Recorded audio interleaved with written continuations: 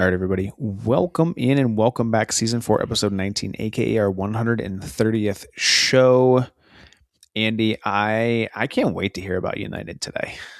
It's getting exciting, man. Not that it Yes. hasn't been exciting in the past, but it is. I'm very excited to be in a different mindset when approaching the games. So excited to brief in on that. But we know we always got to start with Barcelona because they're one, leading in La Liga, two, they're your favorite. They're your favorite. So Yes. let's go ahead. Let's go ahead and get into it. How your favorite club did this time around.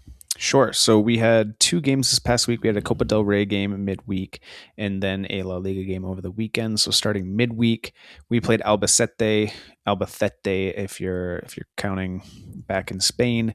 But if you remember, Andy, Albacete is the team that beat Real Madrid in the last round of the Copa del Rey in shocking fashion. That's right. So Barcelona travels back to the grounds where the Giants were slayed in the last round. Right behind you, where you're currently at, of course. Say again? Back to Albacete, which is where your background is. Learned that today, so that was a very fun tidbit for sharing there. Yes, yeah, I'm reporting live from Albacete, as you can tell. Nice. Not that it's great seats, honestly. Yeah, thank you. Not that it's like 4 hours or 4 a.m. there or anything right now, but yeah. So Barcelona did earn the win. It was a very tough win. Albacete played a great game.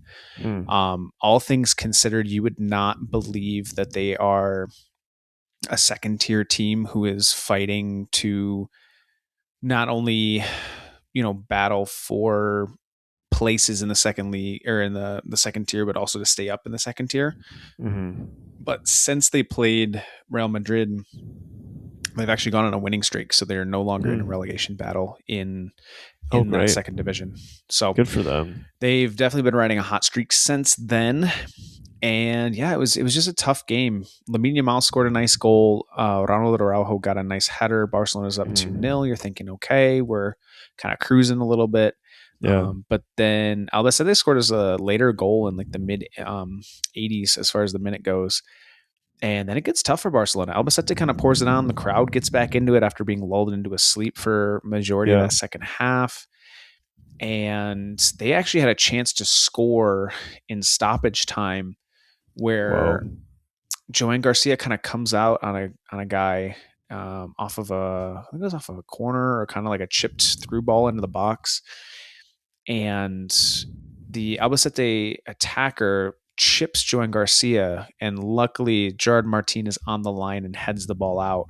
But if he didn't, the ball was either going in the net or Albacete had a guy on the back post that would have had the easiest goal of his life. So great defensive play, saves Barcelona's bacon a little bit there. I can be a little critical with Barcelona on not putting the game away. There was controversial offside call. It was really close. I think they got the call right in the end. The referees did that. Would have put Barcelona up 3-1 right after Albacete scored their first goal. But it's survive and advance. As you know, Andy, it doesn't matter if it's super close. It doesn't matter if you win by 1 million. The result is the same. A win is a win. Yep. So I'm proud of Barcelona going into that hostile environment. They came to play. That place was rocking. And I think we took the crowd out of the game for a good 2/3 of it, which was really great to see. But not too concerned that we didn't beat them by more, just because, they came to play. Like I said, they did not look like a second tier team in that game. Wow. Okay. So it sounds like this isn't an upsetting, like, kind of like, I would say, end of the match where you think like you guys could have like thrown it away. It sounds more like it is really just this was a tough team, getting them in a tough moment back at home, like giving them a lot of respect as a team, playing out of their skin more so. Yeah, definitely. So Barcelona moves on in the Copa del Rey. The 4 remaining teams are Atletico Madrid, Barcelona, Athletic Club Bilbao, and Real Sociedad, I believe, is the 4th team there. So Okay. Atletico Bilbao and Real Sociedad are the two teams who are going to play each other on one side of the bracket, and then it's Mhm. Barcelona, Atletico Madrid on the other. So here's the weird thing, though, Andy. Hmm. Up until this point, the entire tournament is a one-off game. Yeah. Like, you play the team, whatever the result is, that's that's what happens. That's so moves on. For whatever reason, the semifinal is a two-leg affair. Yeah. And then the final is back to a one game affair. I'm like, I don't doesn't like I get that we want to add more football, but why all of a sudden do we change the format for one game? Yeah. That is kind of the interesting one of like why waiting until then? Like why wouldn't it be like in the quarterfinals or like round of 16 you have like a little one there Yeah. just to kind of keep it longer.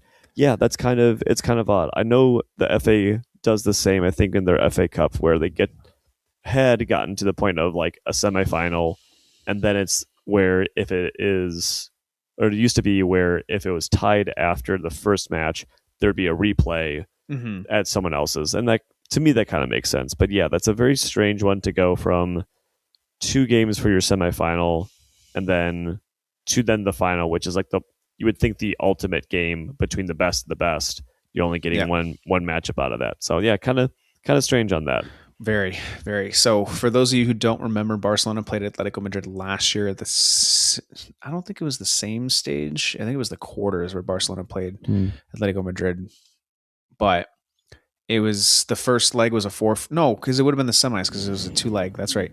It was a 4-4 affair in the first leg, and then after Barcelona kind of blew a lead, going up 4-2, and then Barcelona played a hotly contested second game and won 1-0 to advance to the final last year. So Atletico Madrid will be looking for revenge, but when we get to La Liga, Andy, Atletico Madrid's been struggling recently. Yeah, yeah. So They've been really poor. So I don't know. Do you think they are a different team in the cup versus when they are in the league?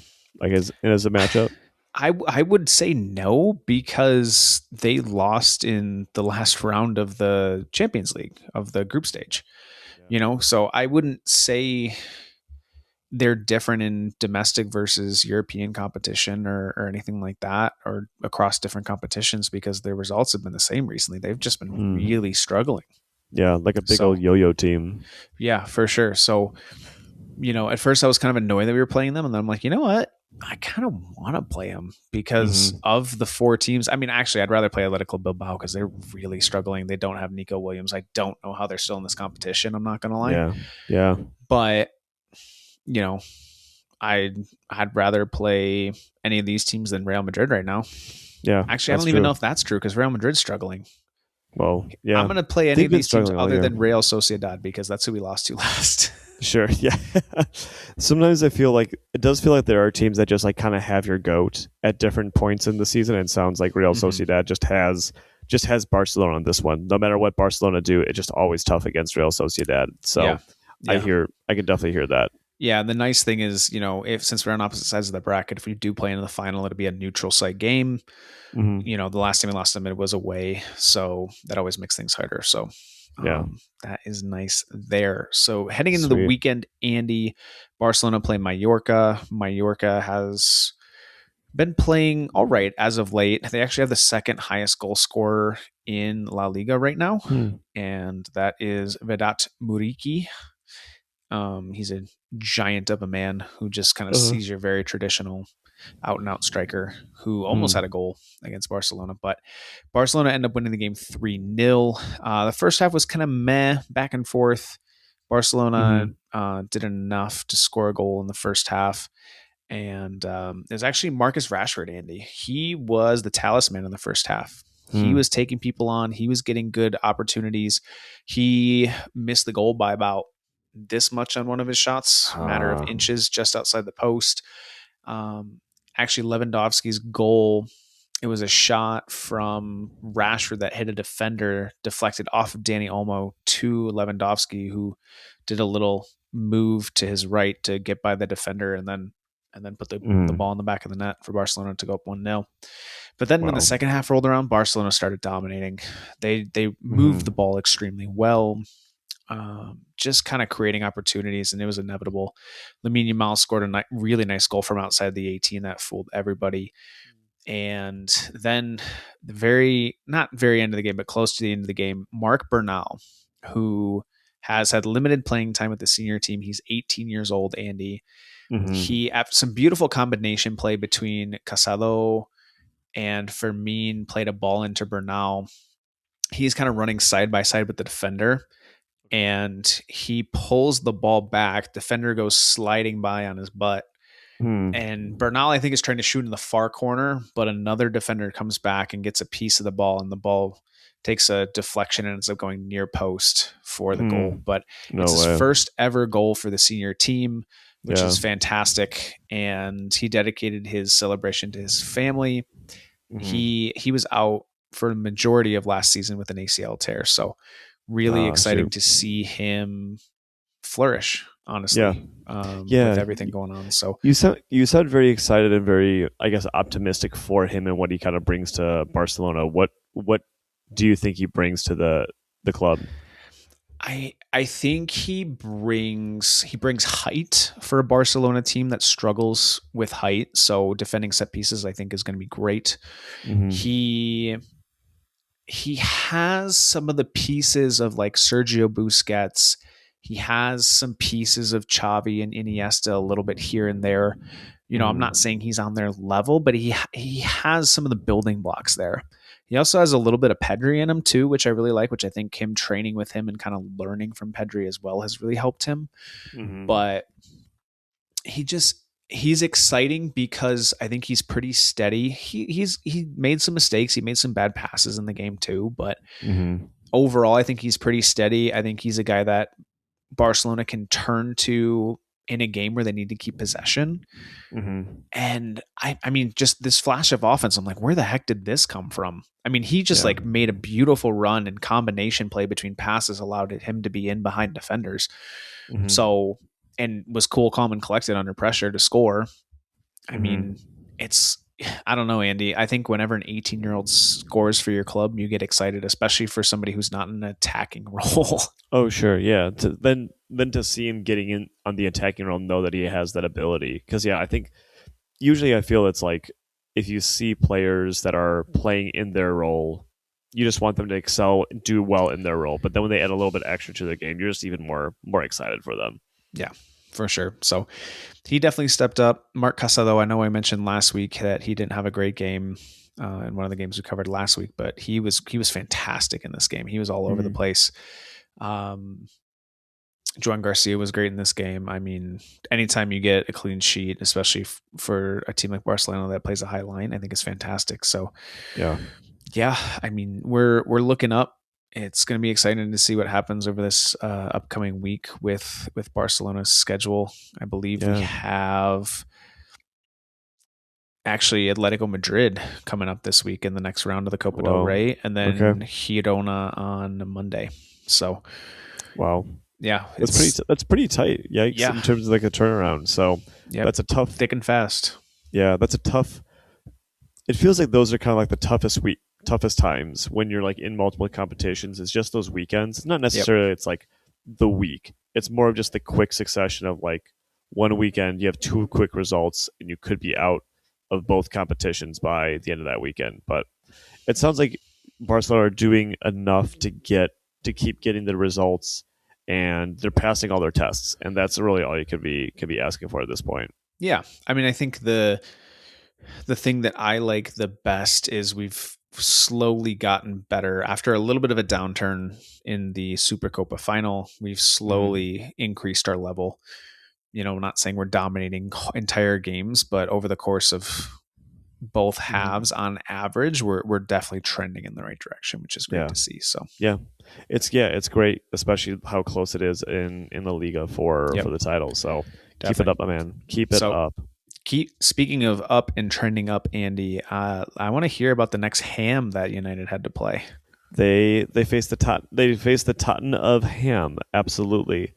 That's really funny. The mentioning of like the last three hams that we're facing. So we faced Fulham last week. This week was Tottenham, and the next is West Ham. Actually, tomorrow we're playing them. So I will have to find the recording to watch it back. Nice. But so this was interesting. in that I wasn't able to see the whole match. Just a little bit different. I had to go get a haircut to get look good for the weekend, and inadvertently schedule it at the second half of the United match. Oof, So that's just poor planning. yes, it is. Yes, it is. Because I would put I kid you not. This is how much United is in my life. I usually put United's matches in my schedule, As you so that should. like that's I don't know. I just do, and it just helps kind of navigate what am I going to do in the weekend and what's going to happen and what my energy levels are going to be. Whatever. This one didn't do that, so ended up catching the first half, and that was probably the best to do because that's the closest where it was a game. In that, in the first half, I think United were in the ascendancy on the front foot. Lots of quick passing, you know, going from back to front quite quickly, attacking Tottenham. But Tottenham were able to weather the storm a little bit, and then they started having a little bit more joy in the midfield. weren't really creating a lot from that, but they were just holding the ball a little bit more, keeping it away from us to make things happen. And then comes, geez, I don't know his first name, but Romero, the Tottenham Tottenham defender, who in the past week It's is it Christian. Christian? It's Christian. Christian. Okay, Yeah. I was like, I can't be Christian Romero. That sounds too Yeah. Too white. not him, too white. Exactly. But I was like, okay. Well, what I had heard from him was that it was kind of making the rounds in the news that he had subtly dug out Tottenham's hierarchy for not purchasing more players, given Tottenham are they're in a serious injury crisis. Yeah. Like if you look at who's missing on the bench, it's a full squad of people. Like there's about 11 people who could or who are injured. Mm-hmm. And so Christian Romero is also not known for keeping his head, and No. that showed in this match where at one point I want to say it was like in the 20th minute or so, or in like the 20th minute, Christian Romero tries to make a tackle. Casemiro gets his foot in to make the pass, and Christian Romero not only like steps on Casemiro, but kind of finishes through him, like as he Yep. steps in, Yep. continues his tackle high into his ankle. Easy red card right there. So for as much as Christian Romero was talking about how, his hierarchy was not bailing out his team, Mm-hmm. he really kind of threw his team under the bus. Yep. So that was kind of the match, and I want to say pretty quickly off of a free kick routine, we were able to get the go ahead goal. Kind of an interesting setup where we had Kobe Mainu at the near post, but he came towards the corner flag. So he was kind of like on the edge of the 18-yard box by the sideline or by the goal line, and he played like a round the corner pass up to the top of the D, so to speak. And who was there but Brian Mbumo to kind of just pass it into the corner. Yeah. From there, it was a kind of well-worked smooth. goal. It was a well-worked goal. We're now becoming set piece United in terms of how we're getting our first goals in games. And it'll be interesting to see how that develops, I think, in the future. We'll probably talk about it a little bit later in the season of what this means, but right now I'm just really enjoying the wave of good, fun to watch football and winning football. So second half rolls around, I'm not there to see it, but Bruno Fernandes is able to get another goal just to kind of seal the deal there, and now that is four wins in a row out of four for Michael Carrick and United, and it feels good, man. It feels good to know and expect your team to do well, and for your team to perform, and to have a little bit of a ride where you don't have to be so intensely looking to see those signs. It's nice to know that they can go and they can do the business now. So Yeah. things are a lot less stressful watching United. Very happy for it. I just hope he can continue one more time so our good buddy Frank can actually get a haircut with 5 wins in a row. So Yeah. let's hope for that. The question is, as United, like, because United has to be aware of this lad, right? Mm-hmm. Do you bring him, like, do you honor him and bring him to the stadium as a special guest with this being the potential 5th win? Or do you just like not acknowledge it, just go business as usual because you're riding a hot streak? I think there's a way you can do it where it's not cheesy. I Sure. think you can do something where he comes to Carrington, or he gets something, because I want to say, I don't know all the ins and outs about him, but I want to say he is a United supporter, so he can go to the matches. Right. So it's not like he has a maybe as big of a barrier to get to matches. Sure. Maybe it's something a little, even it's a little like corny, of something of like Brian Mbumo or Bruno Fernandes like does like a video call, something little silly like that. Yeah. Um, Yeah. Or do you maybe save it for after the match? Like, hey, if we get a 5th win here, like, come, down onto the field afterwards, or, do something with him maybe afterwards. Maybe. I think the weird thing is, I mean, I don't know if this is the weird thing, but I think the fact of the matter is this 5 in a row is kind of a, how would you describe it, where it's not a prank, but a reward, a gimmick for, that's kind of, in a sense, kind of a troll job for United. Of United can't get 5 wins in a row, so right. He's not going to cut his hair until that happens. So it's not like a great look for United to make this a big public thing. Fair, but it is on the interwebs, so it kind of would be fun for it to be acknowledged. Yeah. So maybe like, it's going to be something like that. Do something funny where like some of the players come and like, give a couple of snips of the hair after the 5th win. Yeah, I could see that. Honestly, I could make it light, make it funny. You don't have to do anything too serious. Honestly, what I would love to see is I'd love to see Ahmad score the goal, because Ahmad's kind of this character in United. He's kind of the goofball.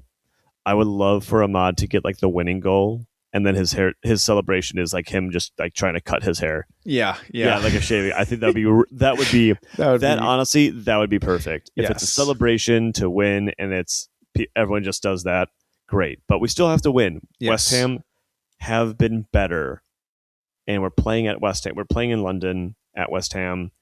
West Ham have won their recent games, so it's not in the bag. Right.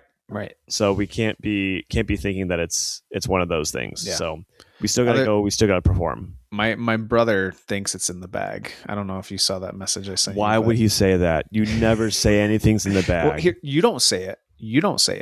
He's announced he's a neutral party. He can say whatever the heck he wants. You can't say it. If West Ham beat United, we will pull him on the podcast. And we're gonna bash him. I'll have words. Bash him. Everything that he would enjoy, I will just say it is in the bag. Everything. Yep. Everything. Be like Christmas, like Santa Claus in the bag. Good one. Anyway, just like the sack in the bag. Yep. Good. Yep. Exactly. So, and fun fact, he did get a tennis bag for Christmas this past year. Oh shoot! Perfect. All right, then it's in. So, oh man, I can just see him now, like just posting. If the worst does happen, where United don't win, I can see him posting the bag and just sending a picture of that to me. So please do for me for Snits and Giggles. Please send it along. Yep. But yeah, vibes are good over here. Did you Paul. just say Snips and Giggles? I did. Good one. Another pull back to the hair. Great. I love it. I didn't even try that. I was just trying to think of a word that rhymed with a word that I'm trying not to say. But yeah. But for that was really good. Hell yeah. Sweet. Okay, perfect. Then we're gonna go with that for the future. So heading around the league, Paul, not a whole ton of crazy change for it. Mm-mm. Bayern and Dortmund in Germany, they keep the pressure on each other, being 6 point with Bayern with a 6 point lead. Yeah, I don't know Big if you thing is, saw. yeah, I don't know if you saw. I didn't see Bayern's result, but Dortmund's result was pretty interesting because they needed a late second goal to win that game, hmm, which was interesting because who were they playing? It was one of the H teams. No, sorry, it was Wolfsburg. That's right. It was one of the green teams, hmm, Wolfsburg. Because I felt like Dortmund kind of dominated that game for the vast majority of it, and then Wolfsburg got kind of a, I wouldn't say fluky, but not exactly like the most skilled goal early in the second half, and then Dortmund was kind of like scrambling to keep pace with Bayern, and it needed a late goal in the 87th minute to keep their basically keep their title hopes alive. yeah, So, for real, yeah, but yeah, it was interesting because they played Saturday and Bayern played Sunday, I believe it was. So they kind of put the pressure on Bayern to keep their hmm, winning ways. But yeah, I mean, Dortmund's just kind of there, like yeah, just hanging around. As long as right, they keep winning, keep putting pressure on Bayern. Bayern might slip up a little bit, and we'll kind of see yeah. what happens. Yeah, because this isn't like a obviously this isn't the most dominant Bayern team because we know like they've dropped points. They've had several draws in their season, which Yep. I don't think they usually have much draws of any kind. So there is potential there, but if you're making that point of if Dortmund are having difficulty kind of staying 6 points away, then that's looking a little bit tight. Yep. But anyway, to round off the top four, we have Bayern at 51 points, Dortmund at 45. Hoffenheim continue their streak to 42, and then Leipzig actually bounced back with their win this past weekend. So now they are back in the top fourth spot there. Paul, what's the vibe happening in La Liga? Ugh, pesky Real Madrid, Andy. It's pesky, Pesky. pesky Real Madrid. So they stay on Barcelona's heel with a 2-0 win over Valencia. Atletico Madrid, as I mentioned, struggling. They lose 1-0 to Real Betis. Now, Real Betis is the fifth best team in the league right now, so it's not like they Mm, lost to a no-name team, but they're struggling, man. And yeah. then Villarreal, they beat Espanola 4-1. So what that means, Barcelona with 58, Real Madrid with 57, Atletico Madrid very distant third with 45 points, and Mm, Villarreal are actually tied with them 45 points, but they do have the game in hand. So Villarreal could easily jump into that third place position. yeah. So man, Atletico Madrid's got to Yeah. figure something out with Barcelona. I don't know if they're coming to town this weekend. Let me see if I can Mm-hmm. figure out where it is. I believe it's at Atletico Madrid based on what I am seeing. So yeah, Barcelona coming to town. You got to figure Yeah. something out I because guess Barcelona's going to score goals.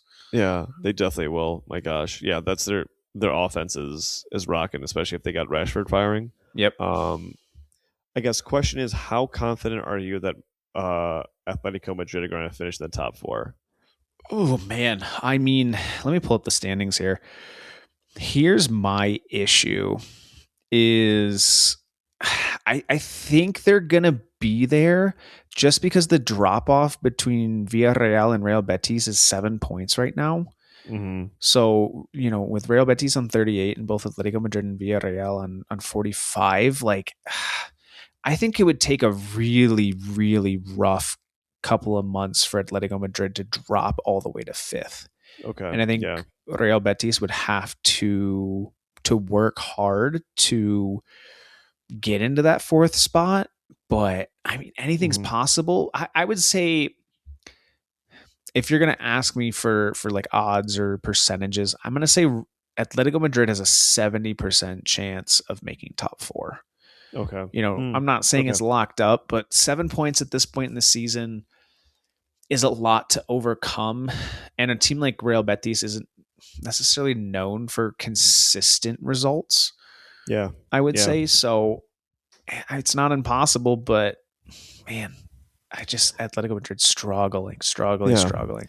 I think you make a good point because I think too when you're getting further down in the table, like to fifth, for a team to make up that much ground is really difficult. It's Yep. different when you're in the top three and you're it's like 6 or 7 points because depending on how that league is and depending how strong the teams are, that could easily flip. But Yeah. if I feel if you're getting lower down in the table or middle of the table, lower like higher mid of the table, it's more I think more in a lock in that it's going to be there. So Yeah. yeah, I think you make a good point there. So Atletico Madrid fans, they're still top four, but it might be four and not three this year. Yeah. So It's rough. They got to figure it out. yeah, So yeah, that's the vibe in La Liga, Andy. It sounds like kind of same old for the most part in Serie A. yeah. I think with the Olympics, I think there's a little bit more attention dragged elsewhere, Mm-hmm. in terms of trying to make changes in Serie A. But based on that, can tell you that Inter, AC Milan, and Napoli all won their matches. I think the big thing in terms of the top four race is that Juve were stumbled against Lazio in I want to say it was a 2-2 draw. And Roma today got a solid 2-0 victory over Cagliari. So that puts actually Juventus and Roma tied at 46 points apiece. Juve have goal difference, and then Napoli are above them, 3 points above them. Milan 50 at 50 points, so 1 point above Napoli, and Inter at 58. It's looking like it's going to be an Inter. I think it's an Inter going to be an Inter Serie A this year. Yeah. I don't see how Milan have been good. They haven't been great, Yeah. and Napoli, I think they just had a really bad month. And losing De Bruyne really, I think, puts things out of reach for them. So Yeah, that's fair. that's Quick my guess. quick sidebar, Andy. So we know that soccer tables, they do it by goal differential, which I don't Mm-hmm. think is a bad metric. Would you rather soccer goes to like a head to head? Because these teams play each other twice a year, right? Yeah. Different than like a cup competition where you're maybe not playing these teams. Do you feel like Mm-hmm. in the leagues they should go head to head results first? And then if they split And the then goal decisions, differential. then go goal differential. I'm interested to hear your thoughts on this. Yeah, that's interesting. So you're saying like if it was win if it's a win loss or both draw, Mm-hmm. like it would then it would go to goal difference, but it Yeah. would be the head to head. I always kind of like a head to head more than a goal Mm-hmm. differential. Um, Part of me is thinking like in general, I feel results don't lie. Score lines do, but I don't think results lie that much. Sure. Um, so that's why for me, that's why I would put, yeah, that's why I would put maybe going to a head to head, more. But Yeah. I don't feel so strongly about that, Yeah. to change it. But if it was up to me, I'd be like, probably the head to head makes more sense. I get both sides of the argument because if you look at goal differential, you're looking at it over the course of the entire season, right? Mm-hmm. 2 games are a little bit more of a snapshot. I mean, two's better than one, Yeah.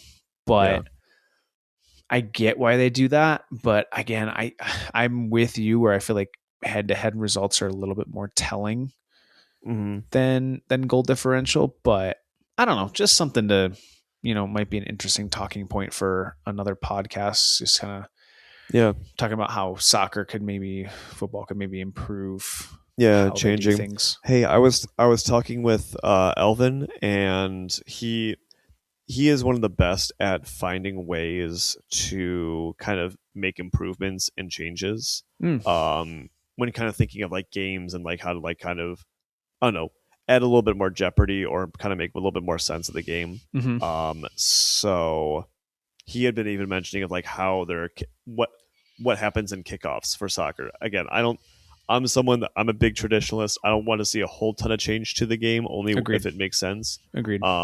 But I think he'd be great to put on just to kind of get his ideas from a non super follower of soccer and their opinions of what the game could change in there, Yeah. for that. But last thing I can say about Italy is that my Serie C club, FC Cosenza, did not have a good weekend. They Mm. lost to Giuliano. 3-0.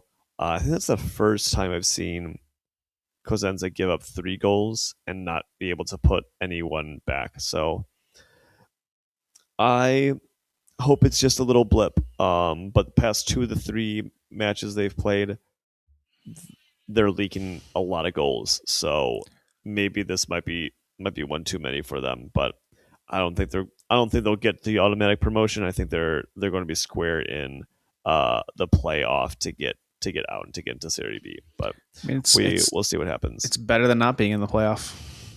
It's better than being in the play in, where I think if it's a play in, if you're at the bottom, which is like if you're the bottom 7, you're in it, which is crazy. Yep. But anyway, heading back into England, what I can share with you, Paul, is Arsenal do their thing that they like to do. Will they continue doing it? I don't know, but they certainly like doing it, of winning. City win, but in a little bit of a controversy. So the controversy that I understood it as was that there was a late, very, very late red card, like end of the match red card to Dominic Soberslai on a foul against Erling Haaland. And so the foul was a shirt pull. What had happened was this kind of really weird thing at the end of the match. I think it was the last minute of the match where our Liverpool had thrown everyone forward, goalkeeper included. Yep. Ball ricochets around, ends up getting into midfield, and someone just plays a ground pass from midfield. I think it was one of City's players, ground pass from midfield, just down on the ground, trying to slide it into the goal, basically an open net. Yep. And I want to say it was Dominic Soberslai and Erling Haaland both were going after the ball for obviously different reasons. And there was shirt pulling on both players. I think Soberslai visually does a little bit more tugging, or like you can see more of the tugging on Haaland. And what ended up happening is the ball rolled into the back of the net, so ends up being a City goal. But I guess in that build up to the play there, Soberslai did get a red card. And I think that's where the big controversy is. One, he got a red card for people just tugging at the end of the match. Both are going for the ball. Both are doing the tugging. It's not like, Erling Haaland is, free of any guilt here. But there's that, not letting kind of like a play on or a play through to see what happens. In addition, there, I think, was a penalty claim where there was a tug on Mo Salah, and that didn't get called earlier on in the game. So to end on that, that's a big thing. Plus, when you add into the fact of Dominic Soberslai, now that he has a red card at the end of the match, he now has a ban. Yep. So I think the idea to kind of give him a red card is really, really harsh. And I feel it feels unfair given what ended up happening in the match, where it's like it's the last minute. Like everyone's both going after it. It's kind of like in basketball where like you kind of let some fouls slide near the end of the game because you don't want a game to just be a close game to be decided by free throws at the 0.01 second of the game. That's what it kind of feels like. And my thing is the ball ends up in the back of the net for City. And doesn't Erling Haaland not even get a touch on it? Wasn't it the ground pass that put the ball on the net? I think so. I think it was the ground pass. Yeah. So my thing is like the kind of the red cards are like clear path on goal, denial of a goal scoring opportunity, right? That's kind of the definition of that red card. But if the ball ends up in the back of the net, it wipes out the red card because it doesn't deny a goal scoring opportunity because it's a goal.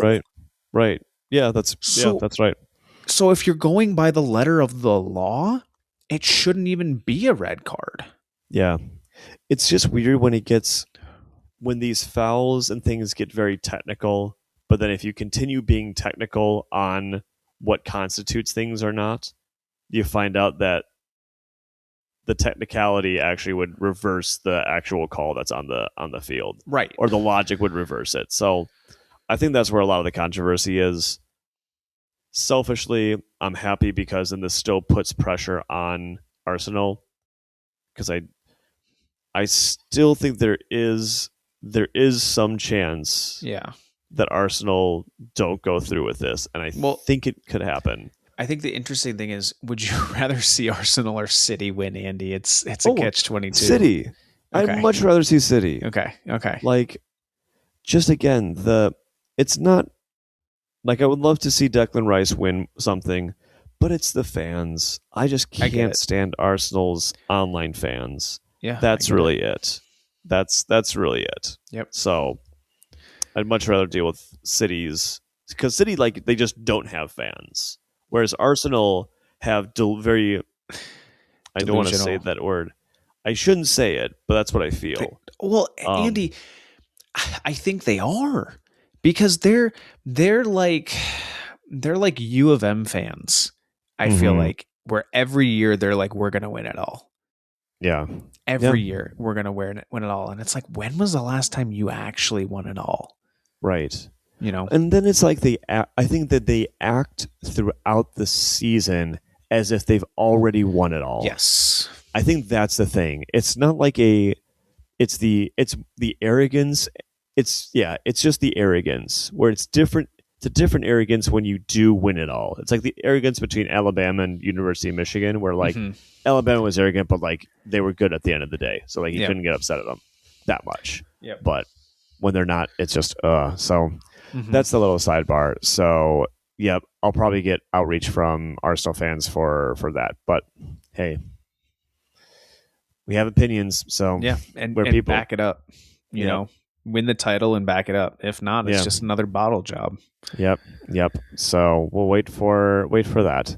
Now to our last segment, Paul. Supersubs, Superduds. Did you want to go over the points standings real quick in the Premier League? We did not get to that. We did not get to that. My bad. So heading into also in the top four, we have a Villa draw with Brentford, which really changes the dynamic a little bit. With Arsenal with 56 points, City with 50, Aston Villa with 47, and United with 44, catching up on Aston Villa. It was Bournemouth, not Brentford. It was Bournemouth? Yeah, they played Brentford the week before. That's it. Okay, I mix up all the B teams all the time. All right. Now that's a good one, because isn't Brentford the Bees? Brentford's the Bees. Yeah. Bournemouth is the Cherries. Yep. So there you go. The more you know. All right. Heading in for our final segment of Super Subs and Super Duds. Paul, go ahead and give us your Super Sub and Super Dud of the week. Sure. So Super Sub, I am going with Mark Bernal, for his first ever senior goal coming on as a sub. I mean, just from a holding midfielder, it was a goal anybody would be proud of, honestly. So I'm giving him that one. And then I got to give it to Ronald Araujo, for he put in a shift against Albacete. And, you know, it wasn't one of those games where Albacete didn't create anything. Albacete created a decent amount of chances against Barcelona. He was stout defensively. He was all over the field. He scored in the game, which ended up being the game winner for Barcelona. And he put in a shift, and it was amazing to see. So that this kind of rolls into my super dud, because Araujo had a play where he sprinted back, and as an Albacete player was taking a shot, he got a foot in and deflected the ball to Joan Garcia. And Ronald Araujo goes sliding past the end line. And he kind of like stays down, because I think he's just exhausted. I mean, he's been sprinting around up and down the field. I mean, he was making runs from the back line into the Albacete kind of formation to break it up, because they were playing very much behind the ball. I mean, he played just like a very good game tactically, execution wise. He played a great game, but at this point he was wiped. and Joan Garcia had the ball in his hands. Ball was still live, and he walks out of the field of play with the ball in his hand to make sure Ronald Araujo is okay. Wow. And when it happened live, I'm like, what, Joy? Like, I'm like, what are you doing? Like, you literally just walked out of the field of play. And the announcers were kind of like not paying attention, talking about the great play Ronald Araujo had and all this stuff. And they're like, oh, Albacete has a corner now because Joan Garcia walked out of the field to play with the ball in his hand. And I'm just like, my gosh, because if they scored on that, I would have been livid. But yeah, I mean, boy, it was more like Joan Garcia has been playing great. So this is not like his form. It was just kind of like a boneheaded play. Like, oh, I need to check on my teammate. At least he didn't like drop the ball. Yeah. Oh yeah. At least like he had pure intent of heart at the side too to look after his friends. So I think in that sense the ball did not lie. Yeah. But oh man, I would have been losing it. I would have been with you, just losing it there. Yeah. Oh my gosh. It just ends up being a funny story. So yeah, as it should. Because if it was the other way, it would be. I think it'd be more of a super dud on that end. So yeah. So Paul, super dud. Any That was it. It sounded so pleasant. I was like, this can't be the super dud. Like, it sounded so wholesome. I couldn't believe it. I got no hate this week. United play well. Barcelona played well. Real Madrid is still out of the Copa del Rey. Hey, can't complain. Can't complain with that. Nope. Can't complain.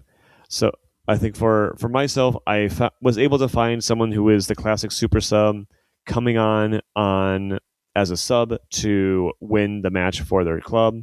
His name is Cristian Ordonez. He is from Argentina, and he plays for Parma.